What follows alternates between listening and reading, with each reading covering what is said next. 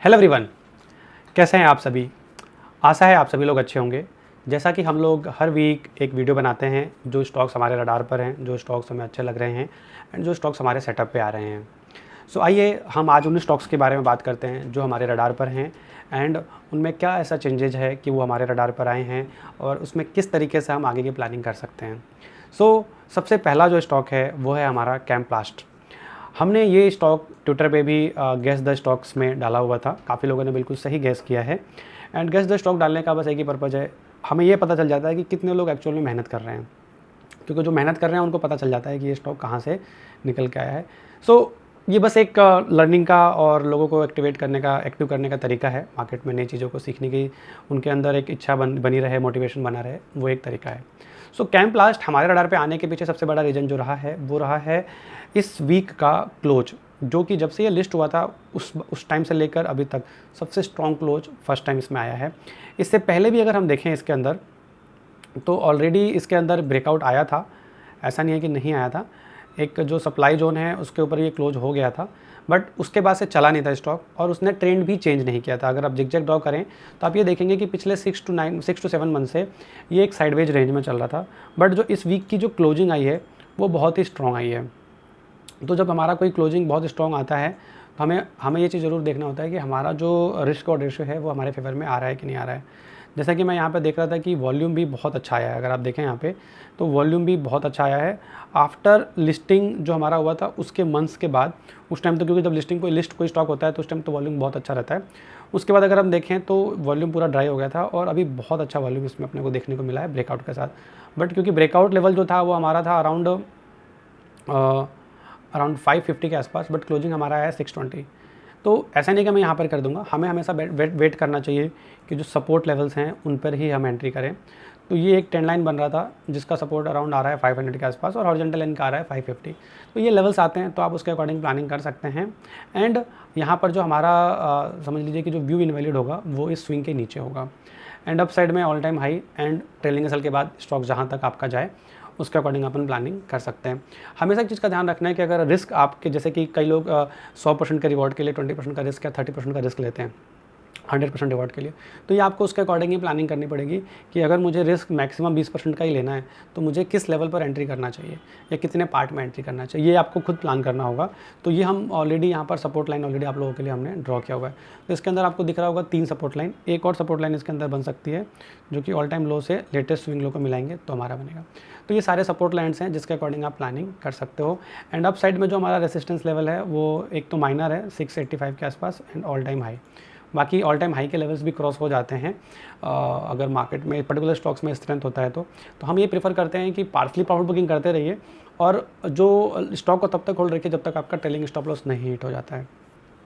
ये स्टॉक हमारे रडार पे जैसे मैंने आपको बताया कि 52 वीक हाई का एक रेंज का ब्रेकआउट का, ये दोनों चीज़ें हमें साथ में देखने को मिली। और कैंडल, तो कैंडल ये बहुत ज़्यादा स्ट्रॉन्ग है। इस कैंडल को देख के एक चीज़ ये भी समझ में आता है कि इसमें वॉलिटिलिटी बढ़ चुकी है। तो बेटर यही है कि आप लेवल्स का वेट करें एंड उसके अकॉर्डिंग ही प्लानिंग करें। अगर मैं इस स्टॉक का फंडामेंटल का अगर बात करूं आप लोगों से, तो फंडामेंटल में मैंने एक चीज़ ऑब्जर्व किया, तो फंडामेंटल में बहुत कुछ इंटरेस्टिंग अभी मुझे नहीं दिखा, लेकिन टेक्निकल में जिस तरीके से वॉल्यूम के साथ ब्रेकआउट आया है कुछ ना कुछ पॉजिटिव चीज़ें आ सकती हैं पर्टिकुलर सेक्टर को लेके या पर्टिकुलर स्टॉक को लेके। अगर मैं बात करूँ क्वार्टर ऑन क्वार्टर बेसिस पे, तो पिछले क्वार्टर से रिजल्ट काफ़ी अच्छा था। ईयर ऑन ईयर बेसिस पे उतना अच्छा नहीं था, लेकिन पिछले क्वार्टर से रिजल्ट काफ़ी अच्छा था। पहले इसके मार्जिन बहुत अच्छे थे, लेकिन कुछ टाइम से इसके पिछले 2 सालों से मार्जिन में थोड़ा सा इसमें प्रेशर आया, बट अगेन अब थोड़ा ये अच्छा कर रहा है। तो और अगर हम ईयर ऑन ईयर के बेसिस पे बात करें तो जैसा अगर आप देखेंगे कि पहले कंटिन्यू 2022 तक सब कुछ अच्छा था, लेकिन पिछले 2 सालों से उतना अच्छा नहीं कर रहा है। बट मुझे ऐसा लगता है कि अगेन इसमें कुछ पॉजिटिव चेंज आ सकता है, या जैसे इन्वेस्टर मीट भी इसके अंदर हुआ, मैं देख रहा था अनाउंसमेंट वगैरह कि इसमें इन्वेस्टर मीट भी हुआ है, कुछ अनाउंसमेंट भी कुछ आए हैं। तो कोई भी मतलब पॉजिटिव डेवलपमेंट ज़रूर हो सकता है इसके अंदर हो, या जैसे मई में कॉन कॉल भी इसकी थी, उसको सुने आप, तो कुछ ना कुछ पॉजिटिव ज़रूर चेंज हो सकता है। क्योंकि इलेक्शन के बाद से अगर हम देखें तो इलेक्शन के बाद से ही इसके अंदर मोमेंटम आना शुरू हुआ है। ये 4 तारीख का फॉल है, उसके बाद ये काफ़ी बड़ा मोमेंटम आया 10 तारीख को, एंड अभी वो कंटिन्यू चल रहा है और कोई भी वीक कैंडल नहीं बनी है एंड वॉल्यूम भी बहुत अच्छा रहा है। तो देखते हैं आगे फंडामेंटल कुछ चेंज होता है नहीं होता अगले क्वार्टर। बाकी जब मुझे कोई चीज़ समझ में नहीं आता है फंडामेंटली, या कुछ डाउट सा लगता है या थोड़ा बहुत भी इंप्रूवमेंट लगता है, तो मैं प्रेफर यही करता हूँ कि मैं टेक्निकल के साथ जाऊँ। ठीक है, तो कैम्प्लास्ट एक स्टॉक्स था जो मैंने आपके साथ डिस्कस किया। अगला स्टॉक है डोनियर इंडस्ट्री। डोनियर इंडस्ट्री के अगर अंदर मैं देखूँ तो मंथली टाइम फ्रेम में इसका ट्रेंड काफ़ी स्ट्रॉन्ग है, काफ़ी टाइम से इसका जो जिगजैग है वो हायर हाई चलता हुआ आ रहा है। नेक्स्ट मेजर रेसिस्टेंस अराउंड 150 के आसपास है, उसके बाद ऑल टाइम हाई है। अभी ये स्टॉक मेरे रडार पे क्यों आया उसका रीज़न मैं आपको बताना चाहूँगा कि काफ़ी टाइम से अगर आप ध्यान से देखें तो ये स्टॉक एक कंसोलिडेशन फेज़ में था और उस कंसोलिडेशन फेज़ से ये बाहर निकला है। ये कंसोलिडेशन फेज़ था और इस कंसोलिडेशन फेज़ से ये स्टॉक बाहर निकला है अगर आप देखें तो ये जो कंसोलिडेशन फेज़ है उससे बाहर निकला है और वॉल्यूम भी अच्छा खासा है। इससे पहले एक रिजेक्शन था, वो भी इसने क्रॉस कर दिया, तो सब कुछ बहुत अच्छा है। अभी अपने को जो वेट करना है वो रिटेस्ट का वेट करना है और ऐसे में जैसे कि अगर मैं हायर लो के अकॉर्डिंग देखूँ तो रिस्क काफ़ी बड़ा दिखता है मेरे को, तो ऐसे में मैं प्रेफर करूँगा कि मैं ब्रेकआउट कैंडल का ही स्टॉप लॉस रखूँ और उसके नीचे अगर सस्टेन क्लोज हो जाए तो मेरा व्यू इनवैलिड हो जाएगा। तो डोनियर के अंदर के जैसे मैंने बोला कि इसमें बहुत अच्छा एक ब्रेकआउट आया, इससे पहले भी आया था यहाँ पर 77 पे, उसके बाद तुरंत वहाँ से स्टॉक 50-60% मूव कर गया। तो अब यहाँ से मूव करेगा या नहीं करेगा मुझे नहीं पता, बस मेरा ये है कि भाई मेरे सेटअप पे आ रहा है तो अपने को सेटअप रूल फॉलो करना है स्टॉप लॉस के साथ। स्टॉप लॉस होगा या टारगेट होगा, सब मार्केट के हाथ में है। तो 52 हाई का ब्रेकआउट, एक कंसोलिडेशन फेज का breakout, look like ascending triangle का भी ब्रेकआउट मुझे ये दिख रहा है चार्ट पैटर्न के अकॉर्डिंग, क्योंकि एक्जैक्टली आपको नहीं दिखेगा लेकिन लुक लाइक असेंडिंग ट्रायंगल का भी ब्रेकआउट ये है।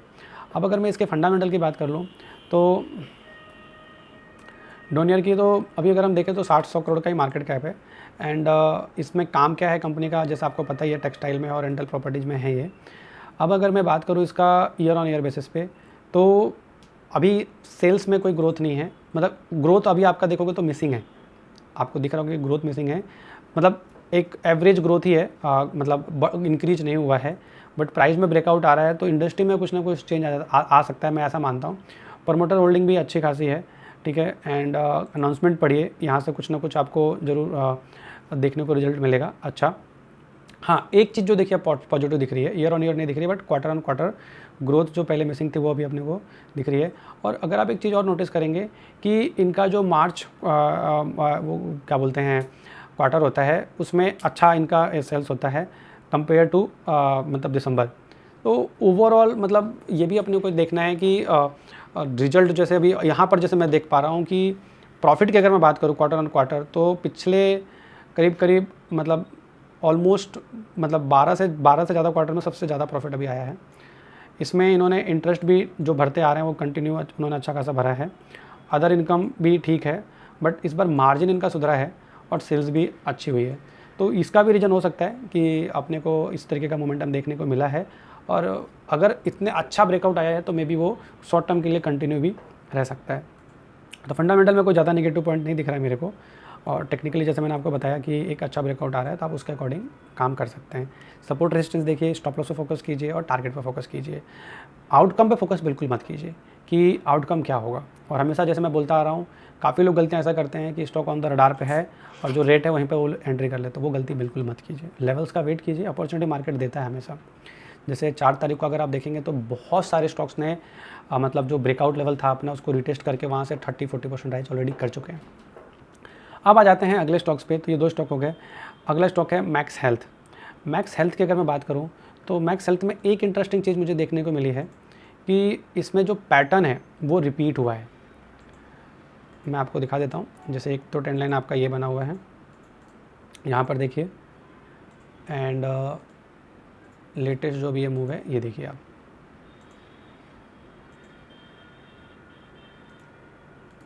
तो यहाँ पर पैटर्न रिपीट कैसे हो गया मैं आपको दिखाना चाहूँगा कि यहाँ पर अगर हम देखें तो वन वे मूव, उसके बाद प्राइस कंसोलिडेशन फेज में गया एंड वन वे, फिर ब्रेकआउट के बाद अच्छा खासा मूव दिया।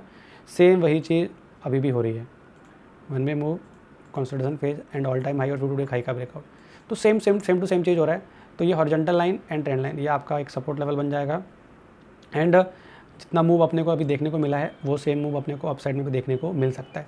ये टाइम के ऊपर डिपेंड करता है कि कितना टाइम लगाएगा, बट ऐसा मुझे लगता है कि जिस तरीके का पिछला प्राइस बिहेवियर रहा है आगे भी रह सकता है। Chances is high, good company, ठीक है, अच्छा कंपनी है, कंटिन्यूसली कंपनी में ग्रोथ भी है, तो इसकी वजह से थोड़ा महंगा भी ट्रेड हो रहा है वैल्यूएशन में।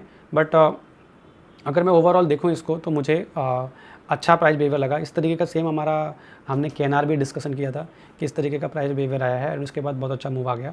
तो पिछला जैसे केएनआर में हुआ मे भी इसमें ऐसा ना हो, टाइम लग जाए। तो प्लीज़ मेरी रिक्वेस्ट हमेशा यही रहती है कि पेशेंसली आप अपने लेवल्स का वेट करें और अपनी प्लानिंग को फॉलो करें। स्टॉप लॉस हिट हो रहा है तो स्टॉप लॉस में निकल जाएं, टारगेट हो रहा है तो आप उसको फॉलो करें और ट्रेलिंग एसएल का रूल फॉलो करें।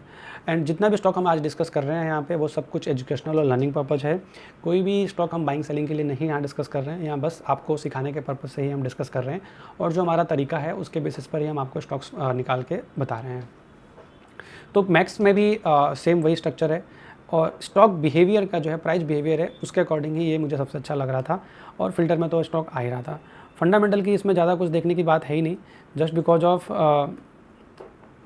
क्योंकि इसका ग्रोथ जो है वो कंटिन्यू है। 90,000 करोड़ की कंपनी है, debt free, almost debt free company है। और अगर हम ईयर ऑन ईयर ग्रोथ की बात करें तो आज से 6-7 साल पहले ये 1600 करोड़ का सेल करता था और अभी 5,000 करोड़ 5400 करोड़ का कर रहा है। मार्जिन अगर आप देखें तो कंटिन्यू बढ़ रहे हैं, प्रॉफिट बिल्कुल ऑलमोस्ट हाईएस्ट के आसपास ट्रेड कर रहा है। तो ग्रोथ कंटिन्यू है, आगे भी कंटिन्यू रह सकती है। प्रमोटर की होल्डिंग अगर आप देखेंगे तो यहाँ पर आप बोलेंगे कि यार नहीं, प्रमोटर की होल्डिंग ज़्यादा नहीं है, लेकिन आप ये देखिए कि एफआईआई के पास भी कितना माल होल्ड है। मेरा जो मेन रहता है कि पब्लिक के पास ज़्यादा माल नहीं होना चाहिए, बाकी लोगों के पास माल ज़्यादा हो सकता है। तो फंडामेंटल भी कंपनी अच्छी है, थोड़ा महंगा ट्रेड कर रही है बट ठीक है, फंडामेंटल कंपनी अच्छी है। अगला जो स्टॉक है हमारे रडार पर है वो है हमारा ब्लू डार्ट। ब्लू डार्ट में अगर हम देखें तो बहुत ही अच्छा एक पैटर्न का ब्रेकआउट आया जो मैंने ऑलरेडी देखिए मार्क कर रखा है एंड इसका इस रेंज से बाहर निकला है। ट्रेंड इसने चेंज किया है काफ़ी टाइम के बाद, मतलब मोर देन 1 ईयर के बाद इसने ट्रेंड चेंज किया है, तो इस पर भी अपने को ध्यान रखना चाहिए। एंड लोअर टाइम फ्रेम के हायर लो के अकॉर्डिंग आप स्टॉप लॉस रख के काम कर सकते हैं एंड पैटर्न के बेस्ड आप पैटर्न के अकॉर्डिंग आप टारगेट डिसाइड कर सकते हैं। ऑल टाइम हाई का भी यहाँ पर एक लेवल है एंड सपोर्ट रेजिस्टेंस के अकॉर्डिंग भी आप टारगेट यहाँ पर डिसाइड कर सकते हैं। अब ये स्टॉक हमारे रडार पे आने के पीछे सबसे बड़ा रीज़न था कि ये एक कंसोलिडेशन फेज से बाहर निकला है, ट्रेंड इसने चेंज किया है और जब मार्केट बहुत बड़ा मूव नहीं दिखा रहा है उस टाइम पर ये ट्रेंड चेंज कर रहा है, यही सबसे बड़ा मेन रीज़न था। 52 वीक हाई का ब्रेकआउट है, वॉल्यूम भी अपने को देखने को मिल रहा है, ऐसा नहीं है कि बिल्कुल मतलब डल वॉल्यूम है, अच्छा खासा वॉल्यूम भी है इसके अंदर। तो ये एक रीज़न था इसके अंदर एंड इसका अगर आप फंडामेंटल, ब्लू डार्ट का नाम आप लोगों ने सुना होगा। फंडामेंटल की अगर हम बात करें तो कंपनी तो अराउंड 19,000 करोड़ की कंपनी है, डोर टू डोर डिस्ट्रीब्यूशन है और आपका शिपमेंट का काम है। काफ़ी सारे आजकल जो ई कॉमर्स है उनके साथ भी इनका टाई अप है। अगर हम ईयर ऑन ईयर सेल्स की बात करें तो ऑलमोस्ट हाईएस्ट सेल्स पे कंपनी खड़ी है। मार्जिन में थोड़ा प्रेशर है तो इसी वजह से मे भी अभी तक ये स्टॉक कंसोलिडेशन फेज में चल रहा था, बट अभी ब्रेकआउट आया है तो कुछ इंप्रूवमेंट के चांसेस अपने को देखने को मिल सकता है। प्रमोटर की होल्डिंग अच्छी है, तो ओवरऑल फंडामेंटल ठीक है। फंडामेंटल कुछ टाइम के लिए कंपनी स्लो डाउन हो जाती है, ग्रोथ रुक जाती है तो इन्वेस्टर का इंटरेस्ट भी खत्म हो जाता है, बट मैं ये मानता हूँ कि अगर कोई स्टॉक में ब्रेकआउट आता है तो पक्का कुछ ना कुछ उसमें चेंजेस होने वाले हैं, क्योंकि कॉन कॉल हो गया, बैलेंस शीट हो गया, जो डिटेल में पढ़ते हैं उनको या जो इन्वेस्टर मीट करते रहते हैं उनको एक अपडेट रहता है कि आगे क्या ग्रोथ आ सकता है। तो ये सारे स्टॉक्स थे जो हमारे रडार पे थे, जो मैंने आप सभी लोगों के साथ डिस्कस किया है। आगे भी जो हमारे स्टॉक्स पर रडार रहेंगे हम अपने स्टडी के अकॉर्डिंग आप लोगों के साथ डिस्कस करते रहेंगे। इसी तरीके की चीज़ें कंटिन्यू आप सीख सकते हैं हमसे। उसके लिए आप हमारा मीटअप भी ज्वाइन कर सकते हैं और आप हमारा मेंटरशिप प्रोग्राम भी ज्वाइन कर सकते हैं। उसके लिए आपको कुछ नहीं करना है, मेंटरिंग के लिए आपको equity4life.co.in की वेबसाइट पर जाना है और सब्सक्रिप्शन मॉडल के लिए आपको invest.in पे जाना है। इसी तरीके से सीखते रहिए और आगे भी बढ़ते रहिए और हमारी आशा है कि हमारे जो चीज़ें आपको शेयर कर रहे हैं उससे कुछ ना कुछ नया सीखने को मिलता होगा और आप मार्केट से कुछ पैसा भी कमा रहे होंगे। जितनी भी स्टडी आज हमने शेयर किया है, वंस अगेन आप लोगों को मैं बता दूं, ये सब कुछ लर्निंग एंड एजुकेशनल पर्पज़ है। इसमें कोई भी प्रॉफिट या लॉस होता है उसकी रिस्पॉन्सिबिलिटी हमारी नहीं है, क्योंकि हमेशा हम ये चीज़ बोलते आ रहे हैं कि सीखने में फोकस कीजिए, टाइम दीजिए, पेशेंस कर रखिए। आपको लॉन्ग टर्म में पैसा मार्केट से बनता है, बट अगर हम मार्केट को टाइम करने जाएंगे तो ऐसा कभी भी नहीं होगा कि आप पैसा बनाएं। तो जल्दीबाजी में पैसा बनाएंगे तो आपको लॉस होना ही होना है। सो आज के लिए इतना ही, मिलते हैं अगले वीडियो में। Thank you.